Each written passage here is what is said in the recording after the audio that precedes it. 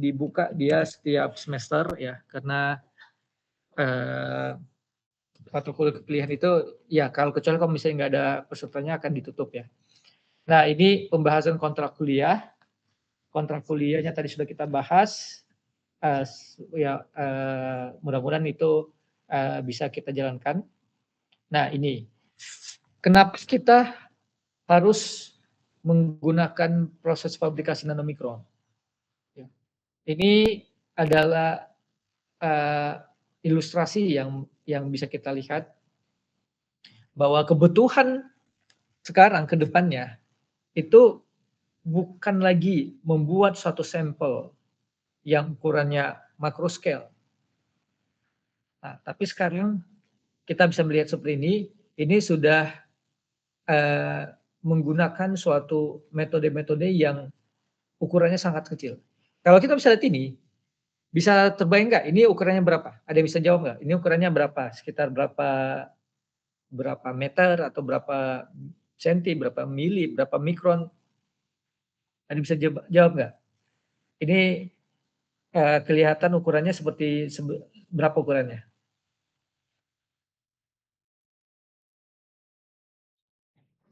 Yo, ada yang bisa jawab?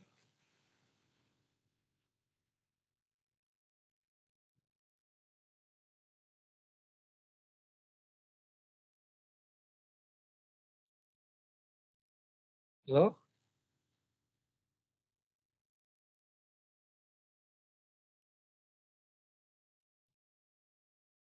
ya. Berapa ukurannya kurang lebih? Kurang lebih mungkin diameternya Pak, 20 milian.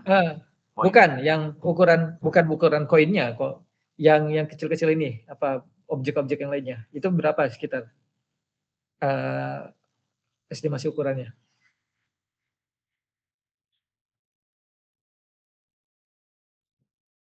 Mili mungkin. 1 mili. Ya, bisa jadi 1 sampai 5 mili ya. Ini merupakan salah satu objek yang sebenarnya walaupun dia membuat itu secara random ya, bentuknya seperti apa gitu kan secara random. Tapi sebetulnya menarik kalau kita perhatikan bukan masalah randomnya, tetapi dia sudah mencoba membuat satu objek yang tertentu yang di mana bentuknya ini agak sedikit yang agak sedikit complicated lah. Nah, aplikasi yang akan digunakan atau alat-alat yang kita gunakan ke depannya akan membutuhkan suatu komponen yang dimana komponennya seperti ini. Ya. Jadi selama ini sudah mengambil proses manufaktur nggak semuanya sama praktikumnya? Sudah pernah ngambil? Sudah Pak. Sudah lulus kan praktikumnya? Sudah lulus? Sudah Pak. Ya. Nah, pada saat proses manufaktur tersebut, itu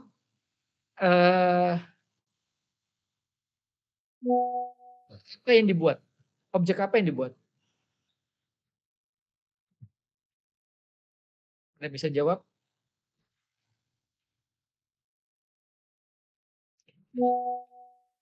Kemarin buat apa?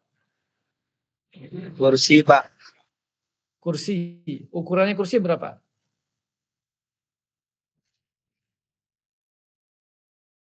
Ukuran kursinya berapa?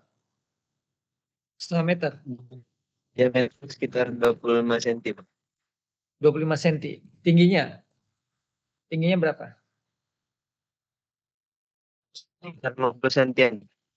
50 cm. Berarti kan hampir setengah meter ya. Nah, itu di proses manufaktur, Romanu itu ya proses manufaktur ya berarti kalian sudah terlatih untuk membuat suatu objek yang kurang lebih seukuran makro scale lah itu setengah senti dan setengah meter dan sebagainya. Nah, bisa jadi nanti beberapa tahun ke depan itu kebutuhan itu bukan lagi ukuran seperti itu, walaupun memang masih dibutuhkan. Tapi kok bisa jadi kebutuhan yang paling mendesak ya ukuran ya seperti ini. Nah, pada saat proses manufaktur ya di situ bisa kita lihat ketelitiannya juga dibutuhkan. Tapi ukuran masih macro scale. Ya. Nah, selanjutnya dengan adanya kita bicara tentang teknologi nano mikro ya, kita bisa bicara nano dan mikro itu berarti objek yang dibutuhkan lagi bukan lagi hanya ukuran sentimeter, bukan lagi meter, tapi sudah ukuran seperti ini. Ini contohnya. Ini saya yakin ya beberapa yang sekarang ini yang pada saat ikut kelas ini walaupun secara daring ini, saya rasa sudah pakai HP semua atau ada yang pakai laptop ya mungkin ya. Kalau laptop kan mungkin ada juga yang berkaitan dengan touchscreen. Nah, kalau pakai HP ya pasti dia touchscreen. Nah, bisa kita lihat ini adalah ilustrasi kalau kita lihat di dalam ini adalah suatu ilustrasi yang menjelaskan bagaimana desain dari teknologi touchscreen ini. Ya. Jadi bahan screen kita, ya screen pada HP itu, kalau kita lihat itu wah ini layarnya seperti apa ya, seperti mudah dibuat gitu kan, misalkan kita bahas seperti itu. Ya, ya kurang lebih bisa kita lihat asumsi seperti itu. Ya. Karena kembali lagi dia screen di dalamnya itu ada mungkin cahaya dari LED-nya dan sebagainya. Tapi kita nggak tahu bahwa ternyata di dalamnya itu sebetulnya sangat complicated. Kita bisa lihat di sini bahwa ada komponen konduktifnya, ada komponen semikonduktornya, ada komponen untuk komponen lead-nya dan sebagainya, LED dan sebagainya. Dan itu tidak mudah membuatnya. Belum lagi kita harus memikirkan bagaimana agar respon terhadap HP kita itu ketika kita input dengan jari itu dia terasa. Jadi itu adalah merupakan komponen-komponen yang sangat banyak yang harus kita buat. Jadi dia sistem layer by layer ini. Nah, terlepas dengan isu tentang desainnya, ya, karena kalau kita berbicara desain terhadap LED-nya ini, ya kembali lagi itu ranahnya mungkin bidang kelihatan oleh rekan-rekan kita yang di elektro, mungkin di bahannya elektronik ya dan sebagainya. Tapi yang menjadi perhatian adalah bagaimana membuat desainnya ini. Bagaimana kita bisa membuat bahan konduktor dengan setipis yang kita desain itu. Bagaimana kita buat bahan dieelektrik dengan setipis yang kita desain tersebut. Bagaimana kita membuat lapisan semikonduktor dengan setipis itu. Nah, itu menjadi challenge yang sangat besar bagaimana teknik fabrikasinya. Jadi bukan kalau misalnya pada saat di proses manufaktur kalian mungkin akan banyak berbicara fokus ke bahan logam gitu, pembuatan bahan logam, treatmentnya dan dibentuk seperti itu. Nah, sekarang yang terjadi challenge-nya itu di dalam pembuatan ini bukan hanya satu material saja, tetapi dia terdiri dari beberapa material dengan prinsip multi layer seperti itu. Nah, di sini bisa jadi bagian bawahnya itu dia butuh bahan konduktif atau kita metal sebagai ground, baru di atasnya sebagai kita berikan bahan dieelektrik, ya. Nah, ini ada teknik-teknik masing-masingnya. Ya, kalau misalnya kita berbicara tentang membuat lapisan tipis logam, ya kita bisa menggunakan biasanya menggunakan teknik kita tadi yang saya sebut di atas materi kita ada namanya physical vapor deposition. Nah, itu biasanya untuk melakukan mendeposisi lapisan-lapisan tipis untuk bahan metal. Mungkin Anda bertanya, sekarang sudah ada lapisan aluminium yang teknisnya bisa sampai berapa mikron gitu kan. Ya itu kan sebenarnya bisa kita gunakan langsung kan, misalkan langsung ditempelkan desainnya. Ya sebenarnya yang menjadi challenge-nya itu bukan si teknisnya itu bukan seukuran mikron itu. Bahkan sebetulnya yang dibutuhkan ukurannya sampai ratusan nano. Tidak akan mungkin ada satu material komersial itu yang ukuran sampai 100 nano. Jadi tekniknya akan menggunakan teknik fabrikasi tersebut. Dan kalau misalnya kita buat sampai 100 nano, mungkin dia akan fragile kalau misalnya kita pegang langsung.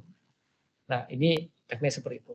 Nah, misalkan juga bahan dieelektrik ukurannya sampai, mungkin ada pertanyaan, Pak, kan sekarang sudah banyak PET yang ukuran sampai 0,5 mm dan sebagainya. Ya memang banyak, fleksibel, iya. Tapi bisa jadi di desain yang ditentukan itu membutuhkan bahan dieelektrik itu bukan ukuran sampai 500 mikron. Tapi yang dibutuhkan bisa jadi 100 nano thickness-nya. Nah, cara seperti itu, ya itu tidak akan mudah kita lakukan dengan menggunakan komersil yang ada lalu kita tempelin, seperti itu nggak bisa. Karena ukuran berdasarkan ukuran itu juga akan menentukan tentang kinerja dari aliran dari teknologi yang nano tersebut gitu. Ya, misalkan gini, di dalam teknologi touchscreen ini, kalau kita bisa lihat ukuran dielektriknya itu ya sekitar 100 nanometer. Kalau kita buat ukuran dielektriknya dia sampai ratusan mikron, maka behavior dari atau perilaku dari si elektron di layer selanjutnya itu akan berbeda ketika kita ukurannya hanya sekitar ratusan nano sampai ke yang ratusan mikron. Jadi kalau dia terlalu tebal maka dianggap suatu space yang menghalangi kita mengendalikan si elektron yang ada di device yang lainnya atau layer lainnya. Nah itulah dia misalkan dielektrik, dia bisa gunakan pendekatan CVD, chemical vapor deposition, dan sebagainya.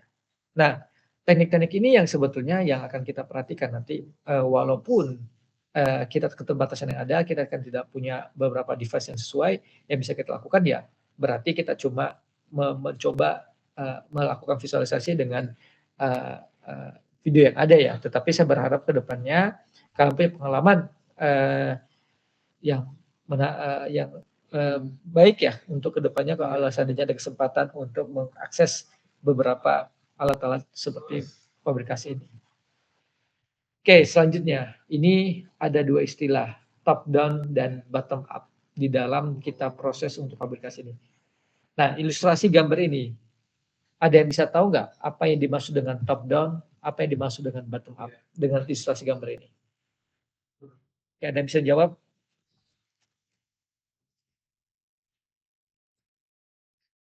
Apa yang dimaksud dengan top down, apa yang dimaksud dengan bottom up? Oke, silakan. Mau gunakan AI juga silakan. Bisa dibuka HP-nya langsung AI yang disebut dengan bottom up dan top down.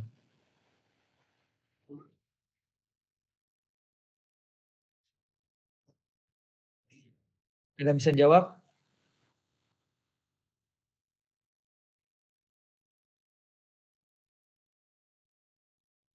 Halo?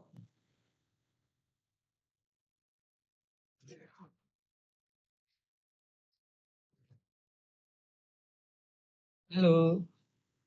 Ayo, ada yang bisa jawab bottom up itu apa, top down itu apa?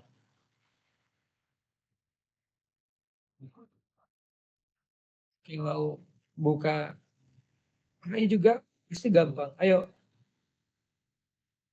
kan bisa HP-nya itu dibuka aplikasi lain kan? Apa yang dimaksud dengan top down, apa yang dimaksud dengan bottom up?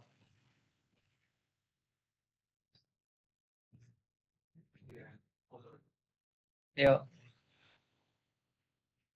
ini mau saya panggil, kalau enggak yang saya panggil ke dinyaut, maka saya ini, saya ganti. Oke, silakan. Siapa yang resen? Saya Pak, Ya. izin Pak. Nah, Ya, izin silakan. menjawab. Ya, silakan. Menurut saya kalau top down itu lebih seperti prosesnya dari membentuk dari material yang lebih besar menjadi lebih kecil. Sedangkan bottom up itu dari material yang kecil digabung-gabungkan sehingga menjadi lebih besar. Menurut saya seperti itu, Pak. Oke. Oke, satu lagi, ada yang bisa menjawab? Satu lagi lah, saya dengerin.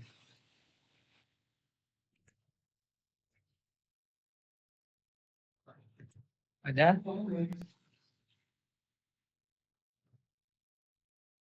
Ya, tidak ada.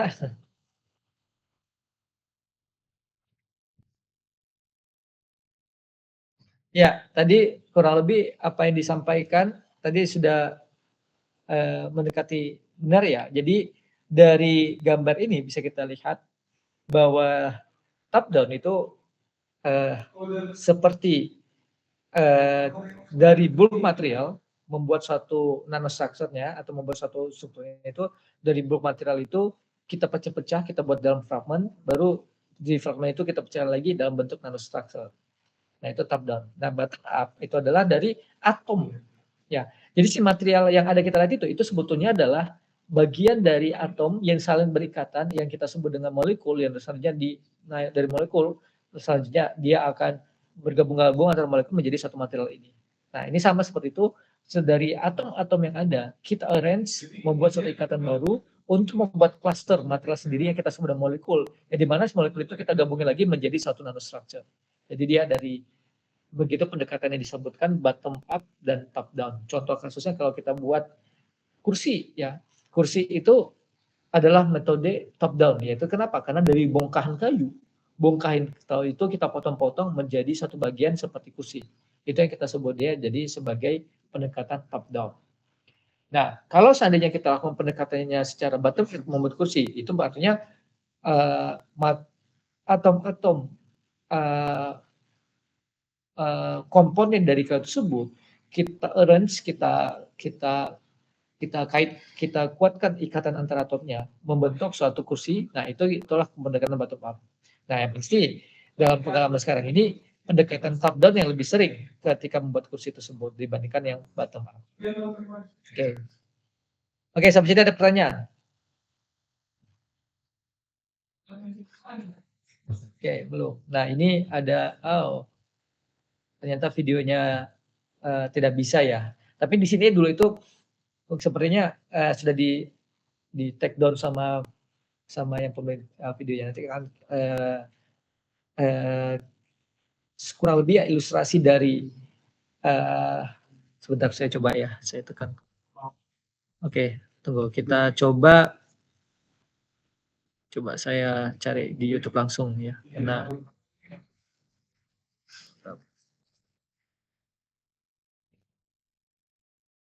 sebentar. Oke, saya cari YouTube-nya ya Micro Robot.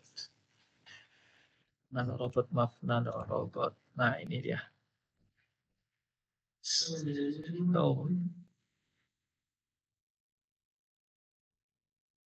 Oke, ini dia. Nah, ini coba bisa dilihat.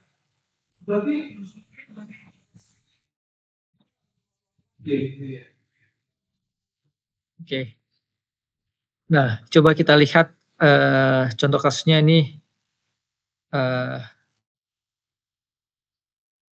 yang real. Ini di atas ini. Coba silakan didengar.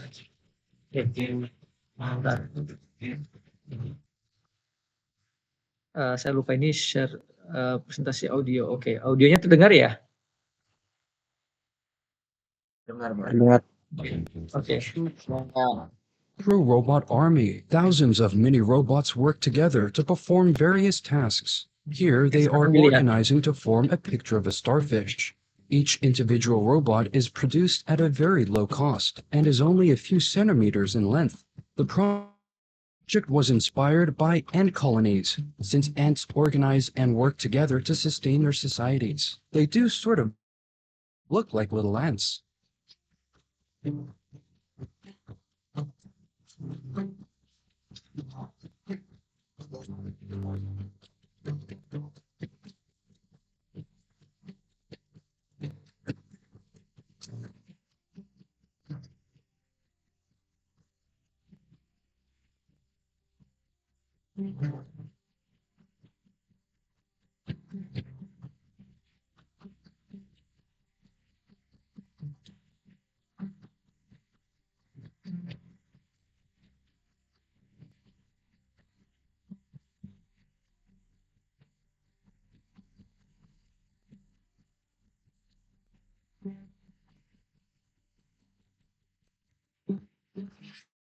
At number 4, we have a micro pocket printer. All you have to do is place the printer on a sheet of paper and it will print directly on top. It can print words or images and is apparently quite accurate.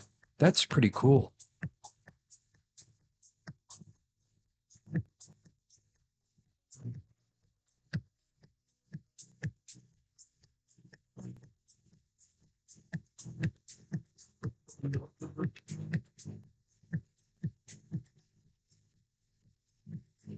Number 3. Students at the Institute for Dynamic Systems Control develop a micro-drone robot that is capable of doing acrobatics. Here, we see it balancing a pole in the air. It can even throw the pole between other drones.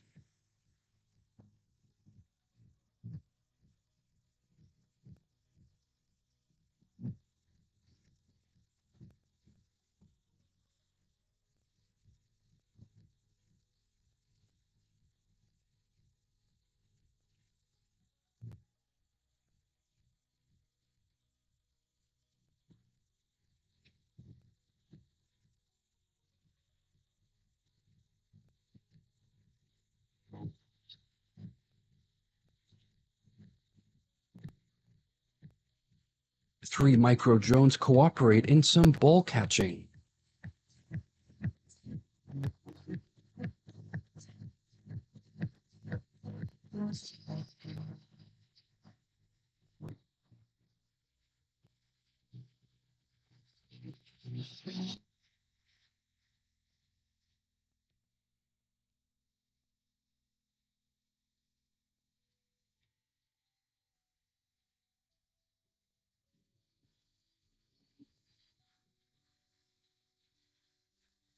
The micro drone was later adapted into an omnicopter capable of 6-degree flying.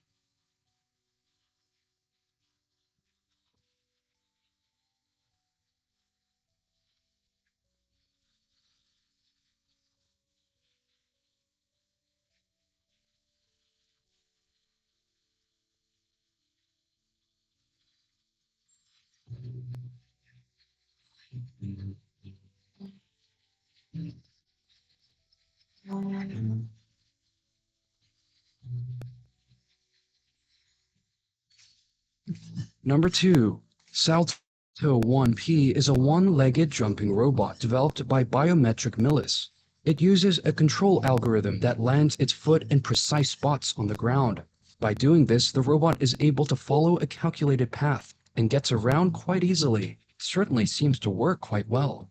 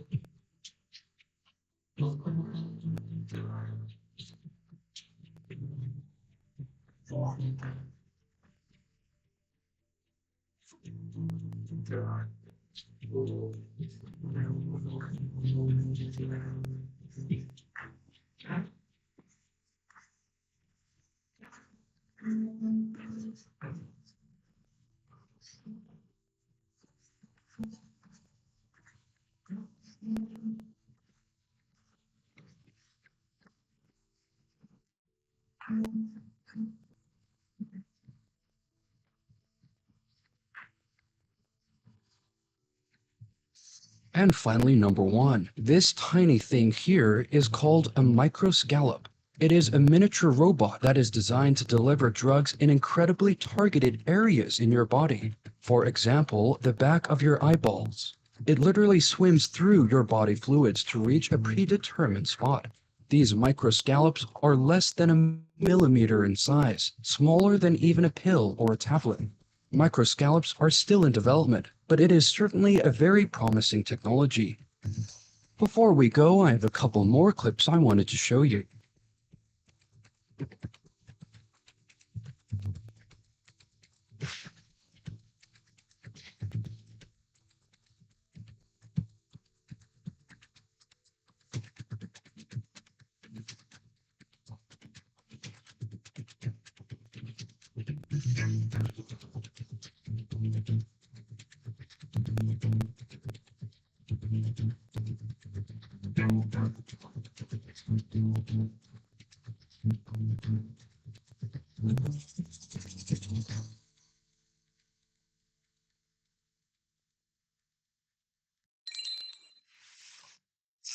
I love tangible.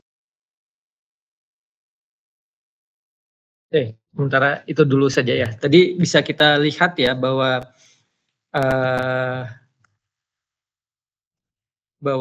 yang terakhir tadi yang kita bisa lihat bahwa dia menggunakan mikrobot untuk ke dalam militer yang sampai ke dalam tubuh manusia ya. Itu sebenarnya yang video yang ini ya ternyata dia nggak bisa dibuka karena mungkin sudah di take down sama sebelumnya. Nah, itu bisa kita lihat tadi mengilustrasikan ketika dia ada suatu robot yang di dalam tubuh manusia, dia bisa mengalir ya dan menggunakan propeller dan sebagainya. Bayangkan dengan ukuran sekecil itu, bagaimana kita proses pembuatannya. Nah, itu tidak bisa sederhana yang kita bisa gunakannya saat ini dengan menggunakan CNC dan sebagainya. Nah, itu memerlukan teknik fabrikasi yang lebih tinggi lagi. Dan bahkan sebetulnya kebutuhan untuk mass production yang untuk teknologi-teknologi seperti itu juga sekarang sudah mulai. Kita tahu untuk beberapa komponen-komponen untuk elektronik dan sebagainya itu masih dikuasai oleh di Taiwan, yaitu yang kita buat TMC, kalau salah TMC itu Taiwan Manufacturing Semiconductor Company, TMSC ya. Itu ya sekarang ini yang menguasai menguasai teknologi fabrikasi untuk HP, bahan elektronik lainnya itu di sini. Nah, ini saya coba sampaikan ini kalau bisa melihat. Nah, ini dia TMSC ya. TSMC Taiwan Semiconductor Manufacturing Company.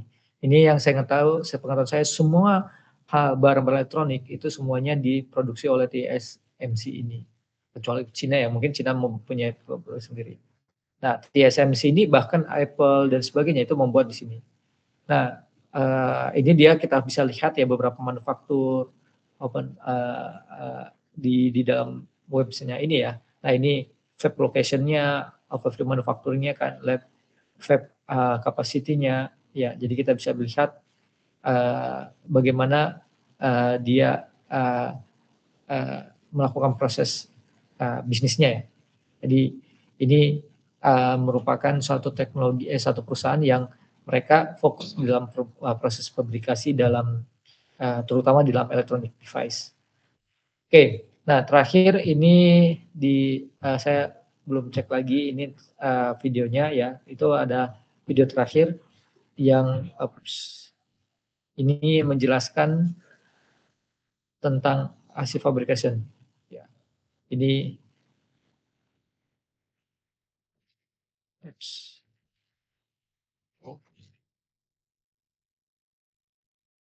ya.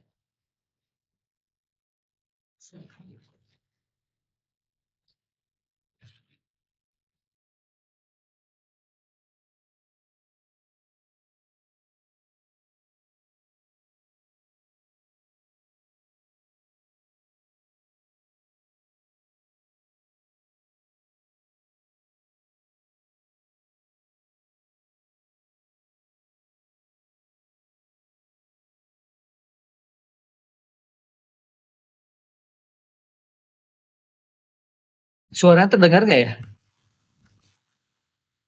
Suara videonya tadi terdengar nggak ya? Ini saya nggak tahu kalau dia di left side. Terdengar ya? Tidak ada Pak, coba. Oh, nggak ada suaranya ya? Tunggu, kalau gitu sebentar. Saya pindahkan dia ke ini. Sebentar. Saya pindahkan ke akses YouTube-nya aja langsung.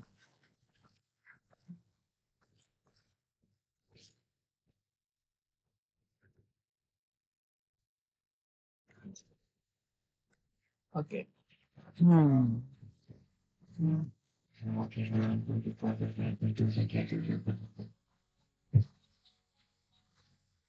What we, for the sake of convenience, call a chip is officially called an IC, the abbreviation for integrated circuit. A chip is like a city with no people but bursting with activity.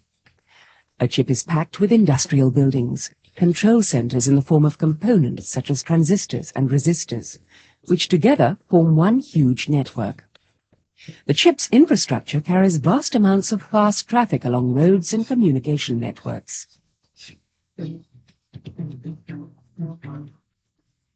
The building blocks in chips are not only becoming ever smaller, but our designers are also making the chips cleverer all the time, so as to create new possibilities continuously. This makes the equipment controlled by these chips better, safer, easier to operate, more energy efficient, and friendlier to the environment. Let's drive in 7 league boots through the ingenious process by means of which products such as chips are produced at Philips Nijmegen. We'll explain aspects such as the most important steps in the production of ICs, and to make this easier to understand, we'll begin with a series of animations. A chip is an extremely small silicon plate, ranging from a couple to several dozen square millimeters in size. This tiny silicon plate is then filled up with a great number, sometimes millions, of microelements such as transistors, diodes, or resistors, which together form an integrated circuit, the IC.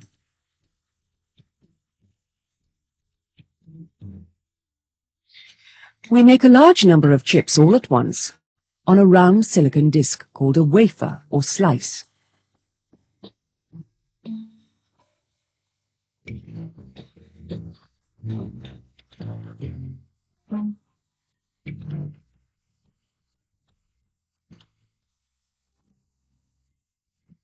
First of all, we create a new layer of silicon on the slice, 1/100th of a millimeter thick.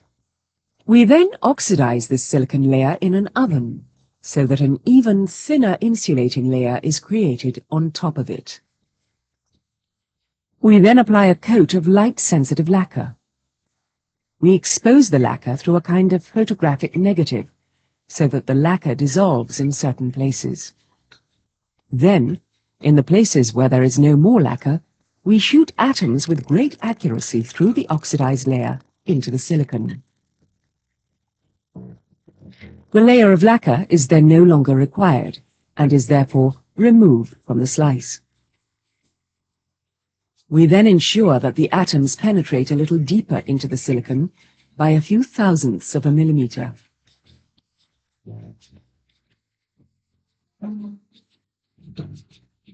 A new silicon layer is applied over the oxide layer. And once again, a layer of lacquer is applied, exposed, and developed. The silicon which is uncovered by this process is then etched away. Another series of treatments involving lacquering, exposure, bombardment with atoms which penetrate the silicon, new oxide layers, etc., is performed until the whole pattern is complete in all its layers. Some 300 to 400 process steps are required, along with 15 to 20 different masks with microscopically small patterns.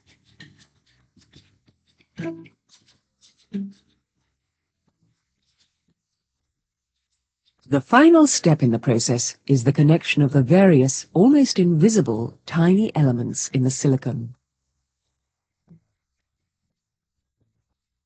This is how we make an electronic circuit, an IC or chip.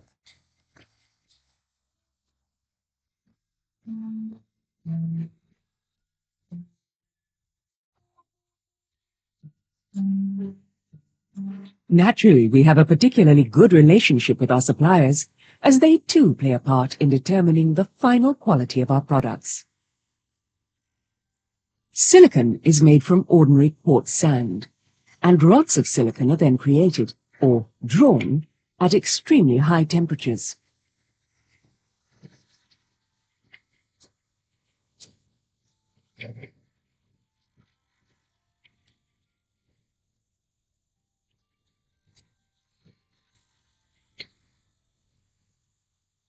Thin slices are then sawn off these rods with great accuracy.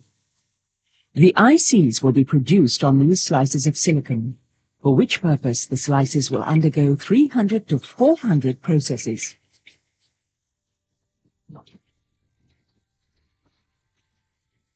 The first step in the production process is as follows. In this special oven, the slices are covered by a new thin layer of very pure silicon, into which the transistors and other components can be built.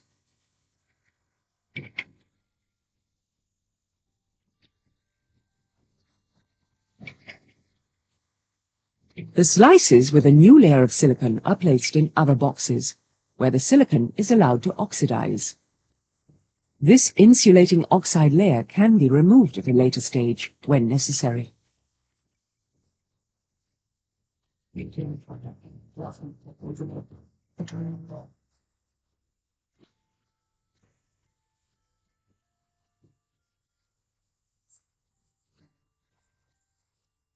These are known as the yellow rooms.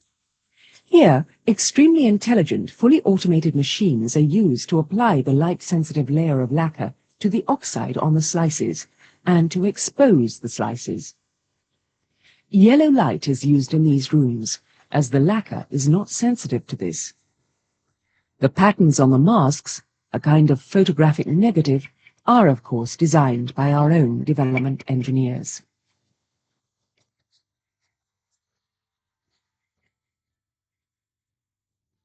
The templates themselves are made by other specialists. It goes without saying that we also cooperate very closely with these suppliers and equipment manufacturers. In these so-called implanters, specific atoms can be shot into the unprotected areas of the silicon to give them a positive or negative conductivity. This is done incredibly accurately. For example, 1 atom in 100,000 silicon atoms.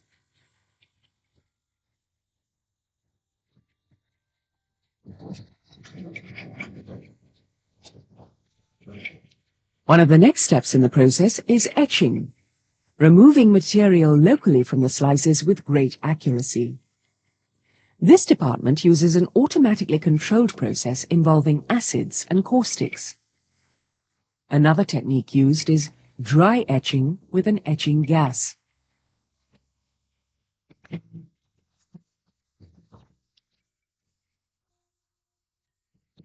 This picture gives an impression of the technology involved in this dry etching.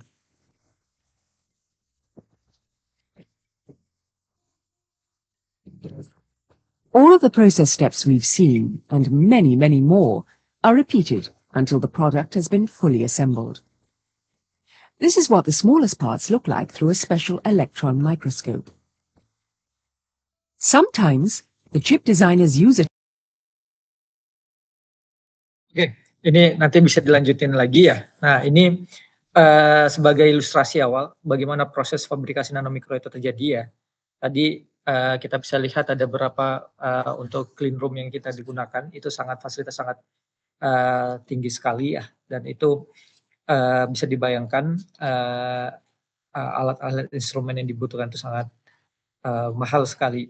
Jadi inilah nanti akan kita coba mempelajari satu persatu ya instrumen yang ada di dalam tersebut kita perhatikan.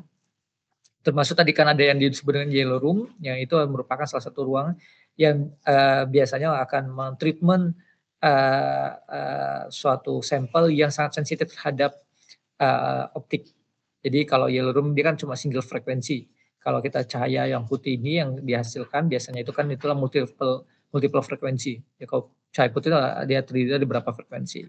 Nah, kalau ada beberapa sampel kita itu memang sangat sensitif dia terhadap namanya pada frekuensi-frekuensi tertentu.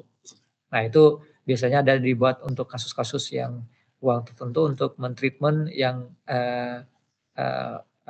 sampel yang sangat sensitif terhadap putih. Ya, itu saja untuk pertemuan pertama yang bisa kita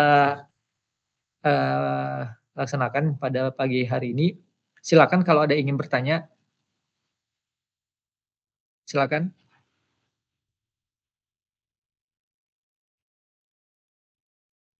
Belum ada?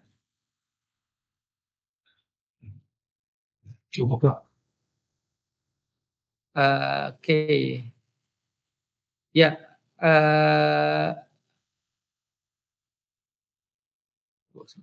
ya, kalau tidak ada minggu depan untuk hari Jumat yang penggantinya nanti kita diskusikan lagi di grup aja ya. Karena saya juga harus mencari lagi waktunya, kecuali yang tadi pagi untuk getaran sudah disepakati di hari Kamis jam 11 mungkin. Itu saja ya, kalau tidak ada pertanyaan kita akhirnya saja. Selamat link Classroom sudah ada saya berikan di WhatsApp grup kita. Nah, silakan masuk situ, nanti setiap slide atau bahan perkuliahan kita dan lainnya akan saya posting dalam Google Classroom tersebut. Ya. Oke, kita akhirnya saja. Selamat pagi menjelang siang.